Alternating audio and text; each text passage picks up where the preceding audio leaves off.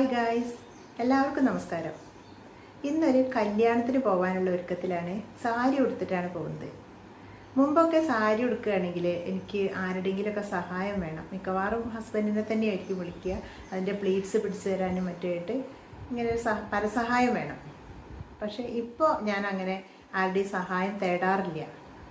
കുറച്ച് കാര്യങ്ങൾ നമ്മൾ മുൻകൂട്ടി സാരിയിൽ ചെയ്തു വെച്ചാൽ നമുക്ക് ആരുടെയും സഹായം കൂടാതെ തന്നെ സാരി ഉടുക്കാൻ പറ്റും. എന്താണ് ചെയ്യുന്നതെന്ന് കാണിച്ചു തരാം കേട്ടോ. ഈ സാരിയാണ് ഉടുക്കുന്നത്. ഇത് ചെറുതാക്കി മടക്കി പാക്ക് ചെയ്തിട്ടാണ് വന്നത്. അതുകൊണ്ട് തന്നെ കുറേ അധികം മടക്കുകൾ ഈ സാരിയിലുണ്ട്. ആദ്യം ഈ മടക്കുകളൊക്കെ അയൺ ചെയ്തിട്ട് നിവർത്തണം. മടക്കുകൾ ഇങ്ങനെ നിവർത്തിയാൽ പ്ലീറ്റ്സ് എടുക്കാനൊക്കെ നല്ല സൗകര്യമായിരിക്കും. ഇപ്പോൾ മടക്കുകളൊക്കെ നിവർന്നിട്ടുണ്ട്. ഇനി ഒരു സ്കേർട്ട് ഉടുത്തിട്ട് ഈ സാരി ഒന്ന് ചുറ്റണം. പ്ലീറ്റ്സൊക്കെ അതിൻ്റെ സ്ഥാനത്ത് കറക്റ്റായിട്ട് വരാൻ വേണ്ടിയിട്ടാണ് ഇങ്ങനെ ചുറ്റുന്നത് കേട്ടോ. ആദ്യം കുത്തുമ്പോൾ സാരിയുടെ വക്ക് വലതുകാലിന് ചേർത്ത് തന്നെ കുത്താൻ ശ്രദ്ധിക്കണേ. അതിനുശേഷം മുന്താണിക്കുള്ള പ്ലീറ്റ്സാണ് ആദ്യം എടുത്ത് സെറ്റാക്കുന്നത്.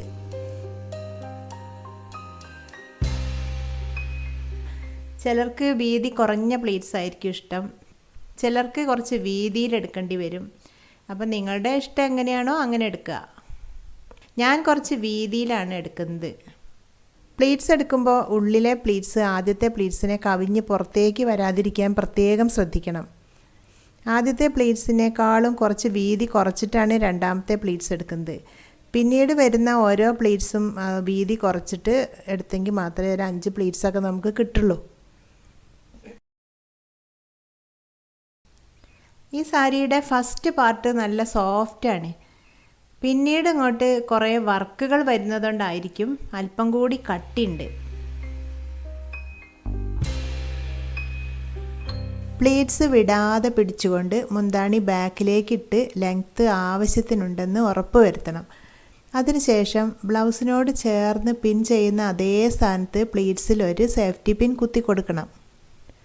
വീണ്ടും മുന്താണി പുറകിലേക്കിട്ട് സാരിയുടെ ഫ്രണ്ടിലെ പ്ലീറ്റ്സ് എടുക്കാൻ പാകത്തിന് സാരി വലിച്ചെടുത്തിട്ട് ഫ്രണ്ടിലെ പ്ലീറ്റ്സ് എടുക്കണം. ഈ പ്ലീറ്റ്സ് എടുക്കുമ്പോഴും താഴേക്ക് എല്ലാ പ്ലീറ്റ്സിൻ്റെയും ലെങ്ത്ത് ഒരേപോലെ വരാൻ ശ്രദ്ധിക്കണം.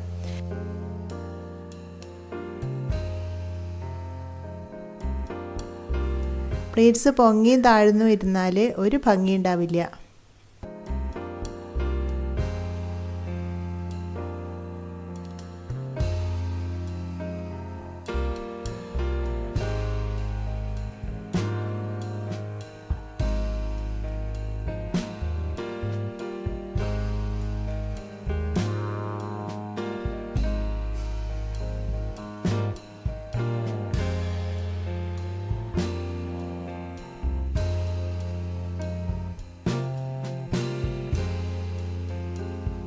ഇനി ഈ പ്ലീറ്റ്സൊക്കെയും കറക്റ്റാക്കി പിടിച്ചിട്ട് ഒന്ന് പിൻ ചെയ്ത് വെക്കണം.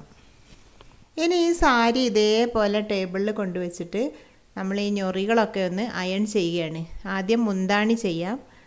മുന്താണിയുടെ പ്ലീറ്റ്സൊക്കെ കറക്റ്റാക്കി വെച്ചതിന് ശേഷം അയൺ ചെയ്യണം.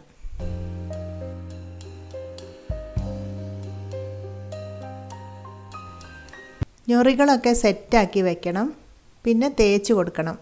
സാരി ചുറ്റിയ സമയത്ത് താഴെ ഒരു പിന്നുകൂടി കൊടുത്തിട്ടുണ്ടായിരുന്നില്ല. അത് അയൺ ചെയ്യുമ്പോൾ കൊടുത്താലും മതി. അതുകൊണ്ട് ഇപ്പോൾ താഴെയായിട്ട് ഒരു സേഫ്റ്റി പിന്നു കൂടി കുത്തി കൊടുക്കുകയാണ്.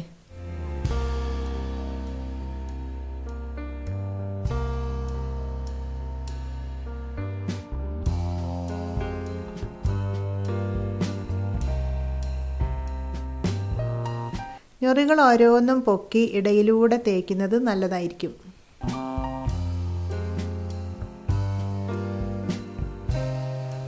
ഫസ്റ്റിൽ നമ്മൾ ബ്ലൗസിൽ കുത്തുന്ന ഭാഗത്ത് കൊടുത്ത ഒരു പിന്നുണ്ടല്ലോ, അതിൻ്റെ താഴേക്കും, അതായത് മുന്നിൽ ബ്ലൗസിനോട് ചേർന്ന് വരുന്ന ഭാഗത്തും പ്ലീറ്റ്സൊക്കെ പിടിച്ച് ഒന്ന് അയൺ ചെയ്യണം.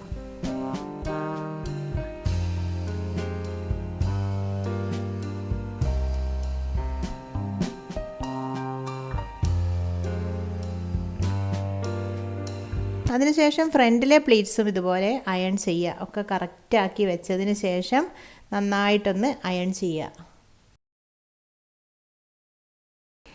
സാരി ചുറ്റിയ സമയത്ത് ഫ്രണ്ടിലെ പ്ലീറ്റ്സ് എടുത്ത് വെച്ചിട്ടുണ്ടല്ലോ, ആ പ്ലീറ്റ്സ് ഇതേപോലെ ടേബിളിൽ മുഴുവനായും നീട്ടി വെച്ച് അതിൻ്റെ ഇടയിൽ മടക്കൊന്നും ഇല്ല എന്ന് ഉറപ്പ് വരുത്തിയിട്ട് ഒക്കെ കറക്റ്റാക്കി വയ്ക്കുക. അതിന് ശേഷം അയൺ ചെയ്യുക.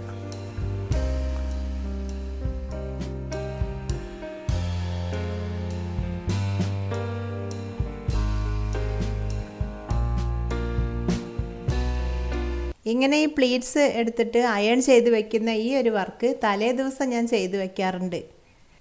തലേ ദിവസമാണ് ചെയ്യുന്നതെങ്കിൽ അയൺ ചെയ്തതിന് ശേഷം പിന്നീട് ഈ സാരി മടക്കരുത്.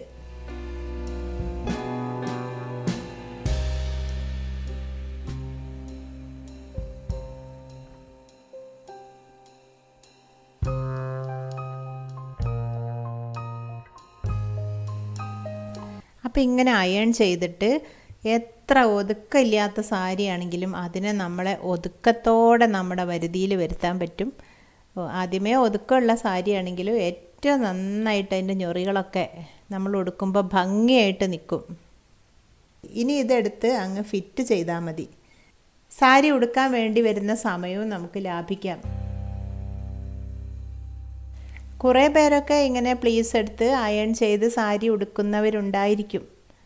എന്നാലും ഇങ്ങനെ ഈ ഒരു സൂത്രം അറിയാത്ത ആരെങ്കിലും ഉണ്ടെങ്കിൽ അവർക്ക് ഒരു ഉപകാരപ്രദമാവട്ടെ എന്ന് വിചാരിച്ചിട്ടാണ് ഞാൻ ഈ വീഡിയോ ഇടുന്നത്.